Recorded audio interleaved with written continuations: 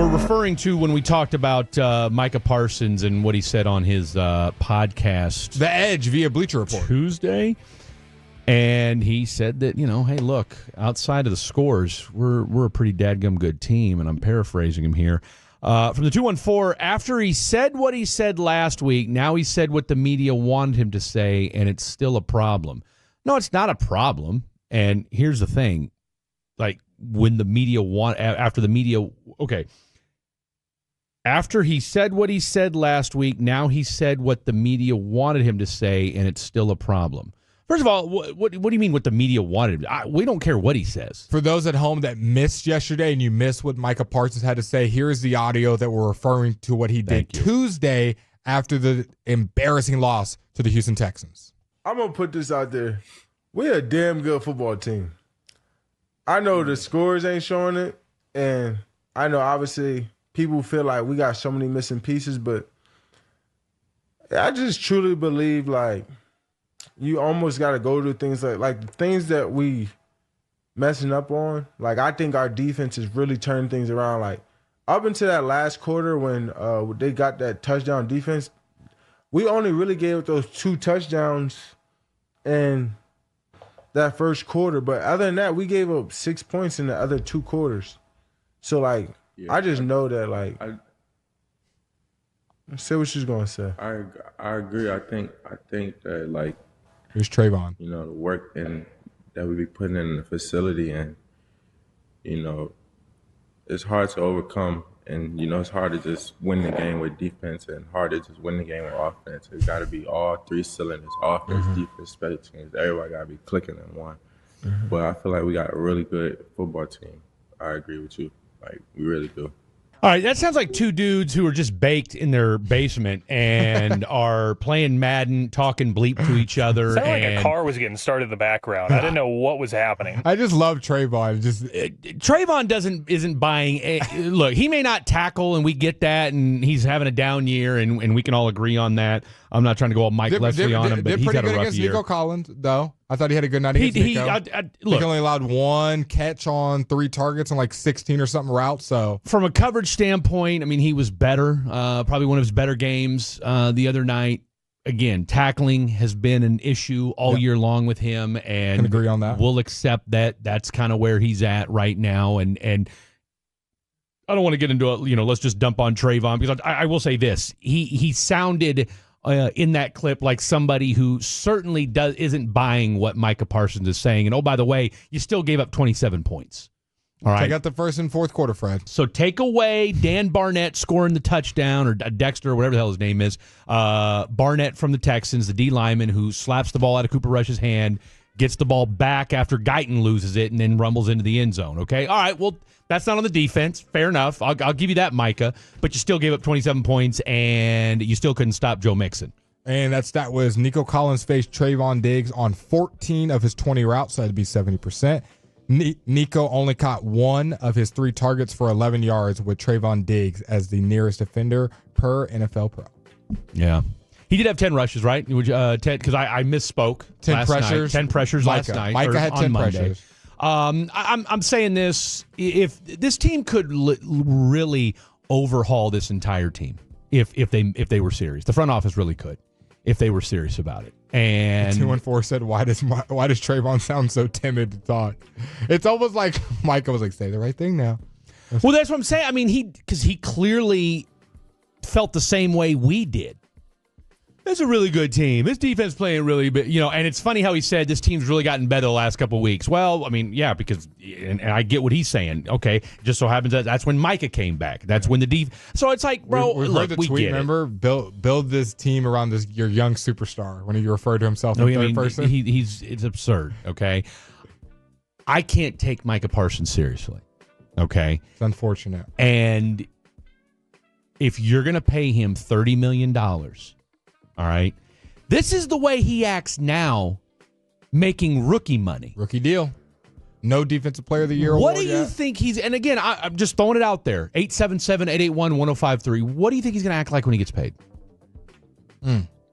I think that's a legitimate question. Yeah, I think when he gets paid, you might see some of these, because they say when you get money, you don't change. It just Exacerbates who you are. Exacerbates who you are. That's the exact word I was looking for. I don't know if I would have said exacerbates, but not excludes. High five to us. High five. Accentuates? Accentuates. Huh? Is the word I was going to go for. It's like the $25,000 pyramid over here. What? Yeah. What? And so Micah's always been very boldly who he is. And when you're a badass on the football field, most people don't have a problem with that. Yeah. If you're very outspoken and you're getting buckets or you're getting sacks, whatever sport you are, it's when you're outspoken and your two biggest things in the game are 2 offsides penalties, or you don't show up in big game, or you're outside of the locker room, sometimes talking down on the team, sometimes I think kind of what that text was referring to earlier, sometimes out of left field talking up the team, which if you're going to have that mindset, have it all year.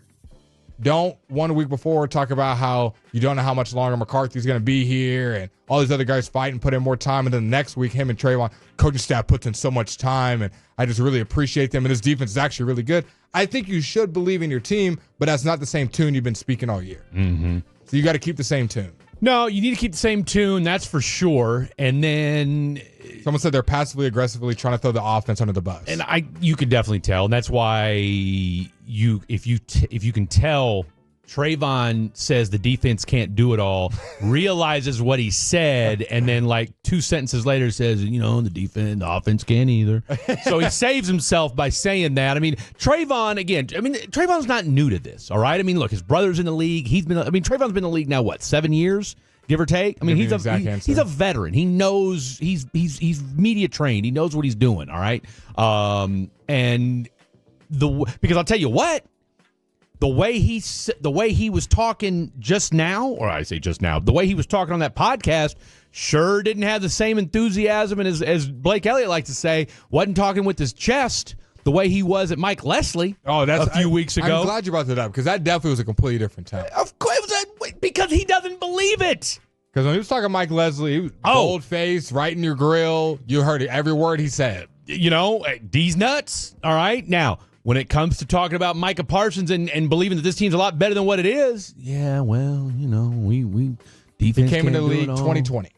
2020, so 2020, 21, 22, 23, 24, 25, or 24. So he's, 5 years in the league, right? Yep. 5-year veteran. And again, brother's been in the league. Stefan's been in the league, 7 or 8 years now? Hell, 9 maybe, whatever it's been. So, again, these are guys that know how the NFL works. They know how this goes. He's been on podcasts before. He knows the gig. He knows how this whole thing goes down. So I'm not – I kind of appreciate what he said. In a way, or the way he said it, because again, that was probably, to me, Micah saying what he said is par for the course.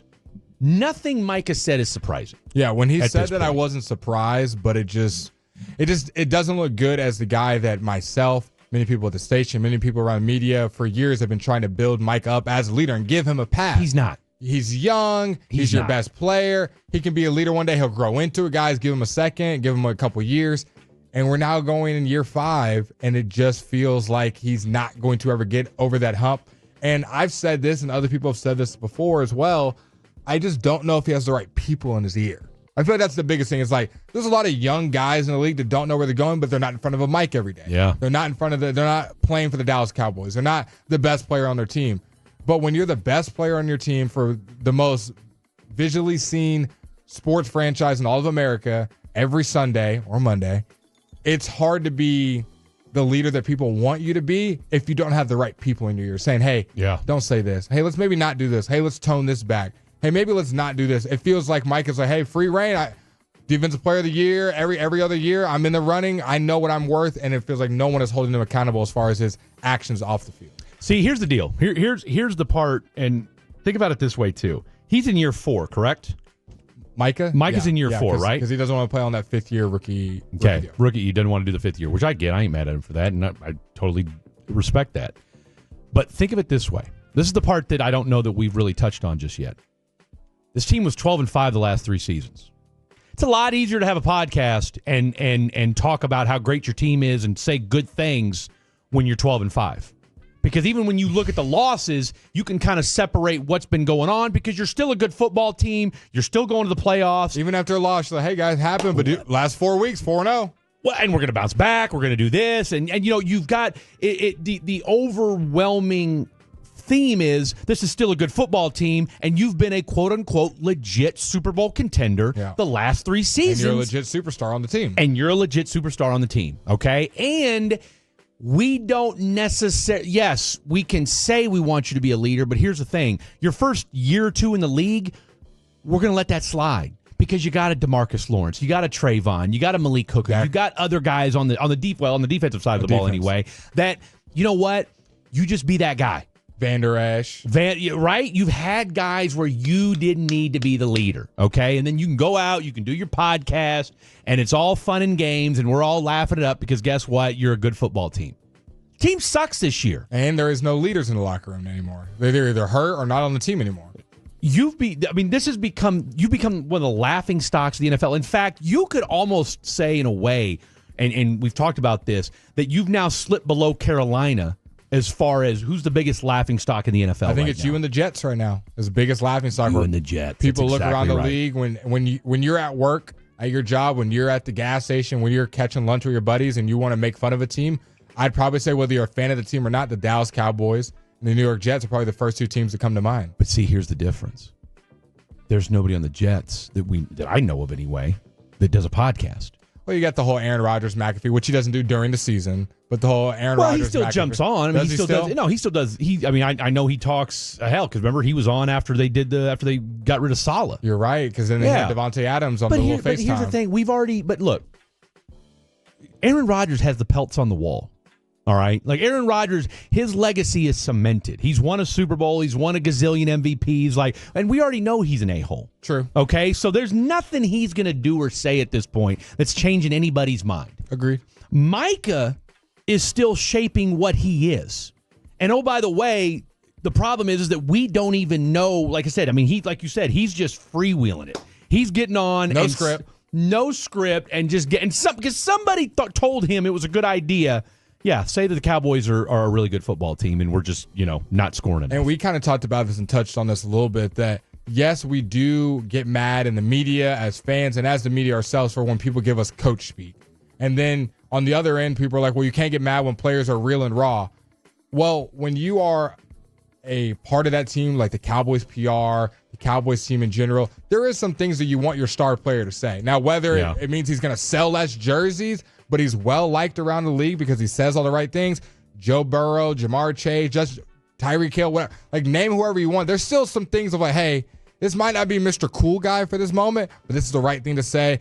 Tyreek, go ahead and say Tua's. That might have been on Tyreek's own accord, but hey, go ahead. I promise you that was on Tyreek. Where he threw Tua and as the best quarterback he's ever played with. Did anyone believe that for half a second? Did Tua or Tyreek believe that? But you know what? Was it the right thing to say? It was 100% the right thing to say. It was, and look, Tyreek's got the pelts on the walls, and he took all the smoke after he said. And you know what? Doubled down on it a couple different times that year. Now he since has gone back and has had all these cryptic tweets of him in Chiefs uniforms, and it's been. I mean, it's due to go back to Kansas City in a heartbeat if he could, but. At the very least, we appreciate what he's done. I'd love to. I'm with you, and we'll get out of here with this. I would love for Micah to morph into some sort of demonstrative leader, the guy that says all the right things, because sometimes Sometimes you need to just use the generic cliches when you're losing. Sometimes it's better to just say the bare minimum and just move on. And that's where this football team is at. But instead, you're going to tell us that you think this is a good football team, and it's just, if it hadn't been for this, hadn't been for that. And this is what we're stuck with right now. So somebody texted in, and yes, I did. Did Fred just count on his fingers how long Trayvon has been in the league? Yes, I did.